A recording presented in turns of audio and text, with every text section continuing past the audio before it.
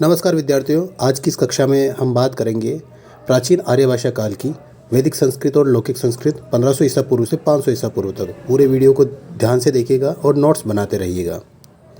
कहीं भी कोई प्रश्न हो तो कमेंट बॉक्स में लिखिएगा। धन्यवाद। नमस्कार। भाषा के विकास अध्याय में आज की दूसरी जो कक्षा है उसमें आप सभी का फिर से स्वागत है। कल की हमने कक्षा में हमने देखा था भारतीय आर्य भाषा, और भारतीय आर्य भाषा में हम किस ढंग से भाषा परिवार की बात करते हुए हम बात आए थे भारोपीय भाषा। भारोपीय भाषा में हम भारत ईरानी की तरफ आते, हिंदी ईरानी की तरफ आए थे। हिंदी ईरानी से हम बात करते हैं आर्य भाषा की, और आर्य भाषा में हमने 3 कालखंडों का संक्षिप्त परिचय देखा था। अब हम इसी से हम आगे बढ़ते हैं। सबसे पहले ये देख लीजिए एक बार, भारतीय आर्य भाषा यानी जो भारत की जो भाषा है वो अलग अलग कालखंडों से बदलते हुए आज की वर्तमान स्थिति तक आती है। तो सबसे पहले अगर हम बात करते हैं प्राचीन आर्य भाषा काल, जिसका समय रहा था 1500 ईसा पूर्व से 500 ईसा पूर्व तक, ठीक है। दूसरा जो समय था वो मध्यकालीन आर्य भाषा काल था, वो था 500 ईसा पूर्व से लेकर 1000 ईस्वी तक। और तीसरा जो महत्वपूर्ण था वो था आधुनिक आर्य भाषा काल, जो 1000 ईस्वी से हमारा वर्तमान समय तक चलता है। तो आज हम शुरुआत करते हैं, सबसे पहले लेते हैं हम प्राचीन आर्य भाषा काल को हम ले लेते हैं, बाकी को हम अभी मिटा लेते हैं। चलिए, प्राचीन आर्य भाषा काल यानी समय 1500 ईसा पूर्व से 500 ईसा पूर्व तक। यहाँ पर इसके भी 2 भाग होते हैं, इस कालखंड के भी 2 भाग होते हैं। ये प्रमुख रूप से संस्कृत का काल रहा था। हिंदी की जो जननी है वो संस्कृत, ये पूरा जो समय वो संस्कृत का रहा था। लेकिन संस्कृत के भी 2 रूप थे। ये देखिए, पूरा जो समय 1500 ईसा पूर्व से लेकर 500 ईसा पूर्व का जो समय है वो 1000 वर्षों का समय है। लेकिन ये 1000 वर्षों का समय भी 2 भागों में विभाजित होता है। पहला जो भाग है वो कहलाता है हमारे वैदिक संस्कृत। पहला वो वैदिक संस्कृत। अब देखिए, संस्कृत को देववाणी कहा जाता है, और कहा भी जाता है कि जो वेद है वो संस्कृत में लिखे गए हैं, और वेदों को श्रुति ग्रंथ कहा जाता है। यानी आगे से आगे सुनते आए, कहा जाता है कि ईश्वर ने ही वेद लिखे हैं, या फिर प्रेरित किया है कुछ महात्माओं को कि वो वेद लिखे। तो ऐसी संस्कृत जिसमें वेदों की रचना हुई, वेदों से जुड़े हुए साहित्य की रचना हुई, आरण्यकों की रचना हुई, ब्राह्मण ग्रंथों की रचना हुई, वो वाली जो संस्कृत है वो कहलाती है वैदिक संस्कृत। और इसका जो लेखन का समय था, वेदों के लेखन का जो समय था, उसको माना जाता है 1500 ईसा पूर्व से लेकर 800 ईसा पूर्व तक। ठीक, पहली बात, वेद कौन से थे? अभी वेद 4 थे, ऋग्वेद, यजुर्वेद, सामवेद और अथर्ववेद। इसको ज्यादा हम गहराई से नहीं कहेंगे, 4 वेद हैं, और ये जिस भाषा में लिखेगी उसको वैदिक संस्कृत कहलाती थी वो। और निश्चित तौर से समझने वाली बात है कि जिन्होंने वेद लिखे होंगे, क्योंकि वेदों में असीम ज्ञान भरा हुआ है। अगर कोई बात करिए भारतीय संस्कृति को कोई ढंग से देखना चाहे, या फिर हिंदू संस्कृति को ढंग से देखना चाहिए, तो उसे वेदों का अध्ययन करना चाहिए। स्वामी दयानंद सरस्वती ने भी वापस हिंदू धर्म में काफ़ी जो विकृतियाँ आ गई थी उसको एक तरह से उसको पाखंड करा देते हुए, उसको ध्वस्त करते हुए कहा था वेदों की ओर लौटो, क्योंकि वेदों में ही सत्य का वर्णन हुआ था। और इन वेदों को जिन्होंने लिखा था वो निश्चित तौर से उच्च कोटि के विद्वान रहे होंगे। तो उन विद्वानों के बीच में जो भाषा बोली, समझी और लिखी जाती थी वो थी वैदिक संस्कृत, जिसका समय था 1500 ईस्वी से 800 ईस्वी पूर्व तक। क्या क्या इसमें था? इसमें 52 ध्वनियाँ थी, कुल मिलाकर 52 ध्वनियाँ थी।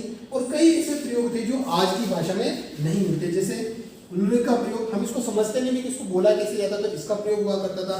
ऋ का जो प्रयोग था वो वास्तविक रूप से प्रयोग और साथ में उच्चारण भी होता था, और इसके साथ में द्वि मात्रा वाली ऋ का प्रयोग भी हुआ करता था। और जैसे हमारी राजस्थानी बोला हलर का प्रयोग भी इसके अंदर हुआ करता था। वैदिक संस्कृत जिसके अंदर वैदिक साहित्य लिखा गया, ये था समय 1500 से लेकर 800 ईसा पूर्व तक, लगभग 700 सालों का ये समय था। फिर हम बात करते हैं कि एक समय, जैसे मैंने आपको बताया कि हर काल में 2 भाषाएं प्रचलित रहती हैं। अभी जैसे अंग्रेजी भाषा उच्च शिक्षित वर्गों की मानी जाती है और आम लोगों की मानी जाती है हिंदी भाषा, और आगे चलते ही हिंदी भाषा उसका स्थान लेगी। तो उसी ढंग से जब उच्च शिक्षित वर्ग में वैदिक संस्कृत बोली जाती थी, तब आम व्यक्ति में, उस समय का जो आम व्यक्ति था, वो लोक का जो समृद्ध व्यक्ति था, उस समय बोली जाती थी लौकिक संस्कृत। और इसका जो समय था 500 800 ईसा पूर्व से लेकर 500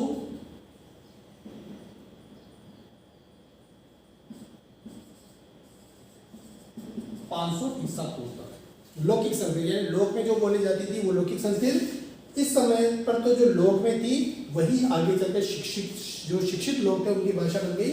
और ये लगभग 300 वर्षों का जो समय है, 800 वर्ष और 300 वर्षों का जो समय है, इसमें कौन कौन से ग्रंथ लिखे गए? उसमें लिखे गए थे रामायण, महाभारत और अन्य भी जो संस्कृत नाट्य थे वो सभी इस समय में लिखे गए थे। यानी आज से लगभग 2500 साल पहले ये ग्रंथ लिखे गए थे लौकिक संस्कृत में।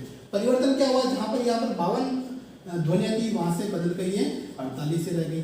और एक और जो महत्वपूर्ण बात हुई इस समय में कि ये था, इसमें बहुरूपता थी, किसी भी शब्द को कुछ भी कह दिया जाता था। लेकिन यहाँ पर आते आते पाणिनि नाम के विद्वान थे जिन्होंने इस संस्कृत का विधिवत एक रूप तैयार किया, मानकीकरण किया। जैसे कि हम बात करते हैं कि आधुनिक काल में आपने नाम सुना होगा महावीर प्रसाद द्विवेदी। तो हिंदी जो भाषा थी वो अनगढ़ थी, लेकिन महावीर प्रसाद द्विवेदी ने अपनी पत्रिका सरस्वती के द्वारा जो हिंदी भाषा थी उसका परिष्कार किया, उसका एक सही रूप लाया कि कौन सा वचन कहाँ आना चाहिए, काल कौन सा आना चाहिए, भाषा का सही रूप दिया। उसी ढंग से पाणिनि जो थे विद्वान, पाणिनि ने इस वैदिक संस्कृत का एक संस्कार किया, उसको नियमबद्ध किया अपनी पुस्तक अष्टाध्यायी में। अष्टाध्यायी में, और तभी से ऐसी भाषा जिसका संस्कार हो गया उसको कहने लगे संस्कृत। तो यहां से हमारे ये लौकिक संस्कृत या जो वास्तविक रूप से जो संस्कृत है उसका रूप आता है, जिसका पूरी तरह से नियमीकरण हो गया उसका संस्कार हो जाता है। आगे हम देखते हैं कि विशेषताओं को अगर ढंग से देखें तो इसका एक पीडीएफ है, ये देखिए, इसको थोड़ा सा फैला देते हैं आपके लिए। ये देखिए, प्राचीन आर्य भाषा काल के अंदर ये सारे हम देख चुके हैं कि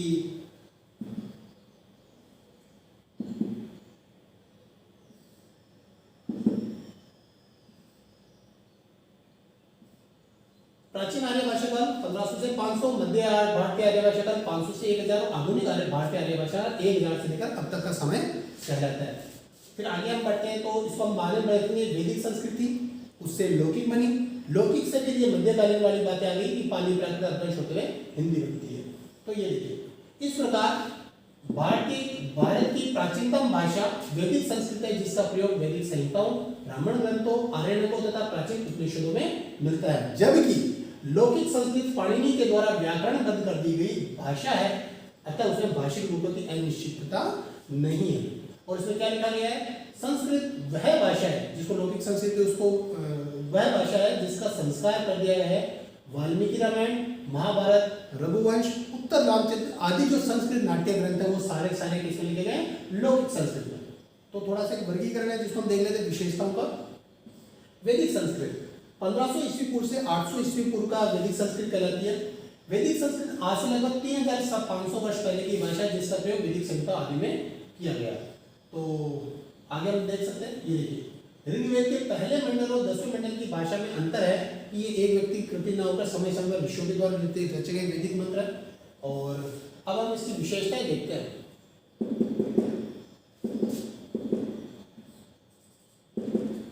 वैदिक संस्कृत व्याकरण विशेषताएं है।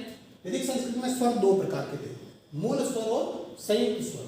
मूल स्वर थे आपके अ, आ, इ, उ, ऊ, ऋ, जबकि संयुक्त स्वर थे ए, ओ, ओ। और बात करते हैं वैदिक संस्कृत के व्यंजन ये सारे थे। इसमें ये देखिए बाकी सब तो वही आज के ये जो आपके राजस्थान में मिलते हैं वो मिलते हैं, महाराष्ट्रियन में, मराठी में मिलते हैं। एक और महत्वपूर्ण बात है वैदिक संस्कृत में कि इसमें स्वराघात महत्वपूर्ण था। जैसे कि मैं जाऊंगा, ठीक है, मैं ही जाऊंगा, ठीक है, इसके अंदर गौर किया गया। या फिर मैं भी जाऊंगा, मैं भी जाऊंगा, ठीक है। या फिर हम बात कर सकते हैं रोको मत जाने दो, रोको मत जाने दो। तो इस ढंग से ये जो शब्दावली होती है उससे क्या होता है कि स्वराघात का आता है और इससे कभी कभी पूरा अर्थ बदल जाता है। तो वैदिक संस्कृत में स्वराघात इतना महत्वपूर्ण था कि स्वराघात चिन्हित भी मिलते हैं, वहां पे चिन्ह दिए गए हैं। और बिना स्वराघात के वैदिक छंदों को पढ़ना अशुद्ध माना जाता है।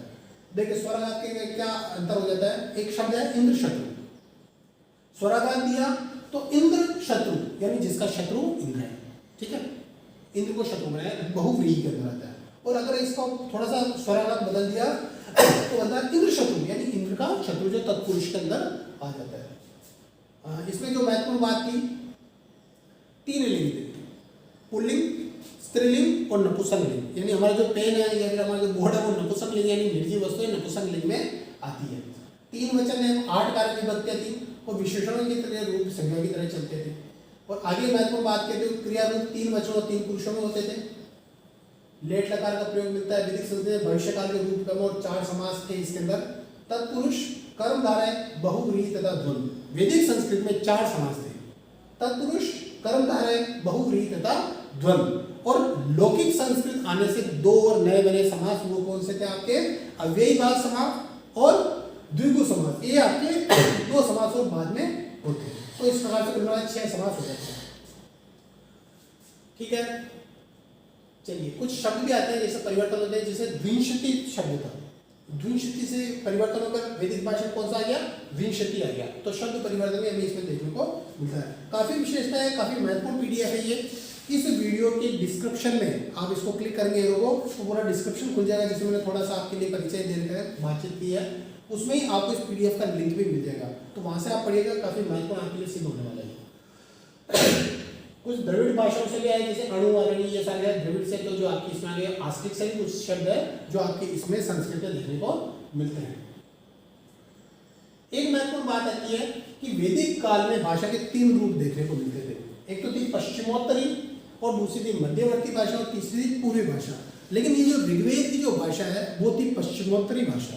और पश्चिमोत्तरी भाषा इतनी महत्वपूर्ण हो जाती है कि जब इसका रूप परिवर्तन होता है, पश्चिमोत्तरी का मतलब माने तो भारत का पश्चिम उत्तर, यानी अभी जो आज की स्थिति में जो पाकिस्तान है जो बन गया बादल टुकड़े करके, वो हमारा सिंधु घाटी सभ्यता का प्रदेश और उसी में हमारी वैदिक सभ्यता भी मानी जाती है। तो ऋग्वेद की रचना इस पश्चिमोत्तरी हिंदी का एक तरीका मिलता है और पश्चिमोत्तरी जो हिंदी थी वो ही आगे चलकर बनती है लौकिक संस्कृत। चलिए दूसरा हमारा भाग आता है लौकिक संस्कृत। इसको जूम कर लेगा आपके लिए थोड़ा सा, ये जूम के लिए व्यवस्था। दूसरा जो आता है लौकिक संस्कृत।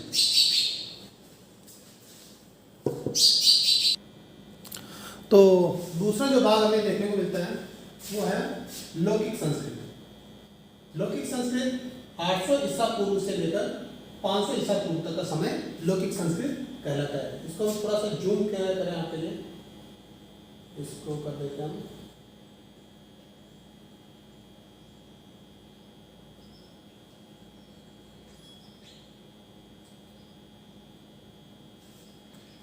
प्राचीन भारतीय आर्य भाषा काल की दूसरी प्रमुख भाषा लौकिक संस्कृत थी। संस्कृत वही जिसका संस्कार अर्थात परिमार्जन कर दिया गया। वैदिक संस्कृत में जिन 3 रूप थे, पश्चिमोत्तरी, मध्यवर्ती और पूर्वी, उसमें जो पश्चिमोत्तरी रूप था उसी को चलते हुए आगे बनती है लौकिक संस्कृत। लौकिक संस्कृत साहित्यिक वाक्य भाषा है और वही भाषा जिसको व्याकरणबद्ध किया गया।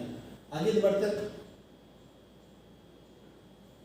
वैदिक संस्कृत और लौकिक संस्कृत में अंतर, ये महत्वपूर्ण रहेगा और इसको हम देखते हैं। तो क्या अंतर है दोनों में? सबसे पहला जो अंतर है कि मानकीकरण के कारण जो लौकिक संस्कृत है उसमें एक रूपता है, जबकि वैदिक संस्कृत में ऐसा नहीं था। मानकीकरण के कारण अपवाद भी बहुत कम मिलते हैं, जबकि अपवाद उसमें वैदिक संस्कृत में बहुत ज्यादा थे। ये महत्वपूर्ण है। र, री और री के उच्चारण स्वरबद्ध होते थे, पता नहीं उच्चारण कैसा होता था उनका, लेकिन बाद में उच्चारण क्या हो गया? ली, री, री, इस ढंग का उच्चारण उनका हो गया। ए और औ जिनको हम बोलते हैं उनका वैदिक संस्कृत में उच्चारण था आई, औ, इस ढंग से उच्चारण था और लौकिक में ही आई और उ हो गया। ये जो देखिए 2 ध्वनियां थी ड़, ढ़, और आगे चलकर इनका ड और ढ बन गया। और कुछ ये दंत मूल्य है, ये दंत्य हो गई बाद में। संगीतात्मक और बलात्मक दोनों का स्वराघात, लेकिन लौकिक में क्या बलात्मक स्वराघाती शेष है गया। और जो आगे जो परिवर्तन है वो आपके इस ढंग से जो परिवर्तन हमें देखने को मिलते हैं वो आपके परिवर्तन वो थे जिसमें उपसर्ग का प्रयोग, ये महत्वपूर्ण है। वैदिक संस्कृत में उपसर्ग का प्रयोग कहीं पर भी कर दिया जाता था, लेकिन लौकिक संस्कृत में निश्चित हो गया कि उपसर्ग का प्रयोग आगे के शब्द के आगे ही होगा। कई शब्द अन्य भाषाओं में भी है, यूनानी के, जैसे यवन, यवनिका, द्रम, त्रिकोण, सुरंग, यवनिका यानी पर्दा, द्रम यानी मुद्रा, ये सारे वहां से आते हैं। और रोमन शब्द भी आते हैं, दिनार, अरबी शब्द ये आदि आते हैं। और ईरानी शब्द यानी हिंदू, ये एक महत्वपूर्ण बात आती है कि जो हिंदी शब्द है वो हमारा खुद का नहीं, वो ईरानी भाषी से है।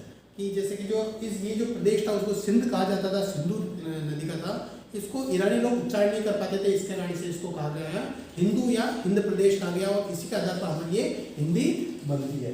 एक जो महत्वपूर्ण अंतर और है कि वैदिक भाषा में 4 समास ही थे, ठीक है, जिससे हमने यहाँ पर बात की थी। 4 समास है, तत्पुरुष, कर्मधारय, बहुव्रीहि और द्वंद्व, जबकि लौकिक संस्कृत में 2 समास और आगे मिलते हैं और वो थे आपके अव्ययी भाव और द्विगुणी शब्द से कुल मिलाकर 6 समास हो जाते हैं। तो ये था हमारा प्राचीन आर्य भाषा का। और इसी ढंग से अगला जो हमारा टॉपिक होगा, हम छोटे छोटे टॉपिक्स लेंगे ताकि आप इसको दुरूह ना समझे, विषय को दुरूह ना समझे और कोई प्रश्न कर सके तत्काल। तो मेरी यही आपसे इच्छा है कि आप इस टॉपिक से संबंधित वैदिक संस्कृत, लौकिक संस्कृत, प्राचीन आर्य भाषा काल से संबंधित कोई प्रश्न पूछें और अपने प्रश्न कमेंट बॉक्स में नीचे लिख सकते हैं। अगली चर्चा नेक्स्ट टॉपिक। बहुत बहुत धन्यवाद। अगली कक्षा में हम बात करेंगे मध्यकालीन आर्य भाषा काल एवं आधुनिक आर्य भाषा काल। इसी ढंग से जुड़े रहिए, वीडियो को लाइक, शेयर और चैनल को सब्सक्राइब करें। धन्यवाद बहुत बहुत।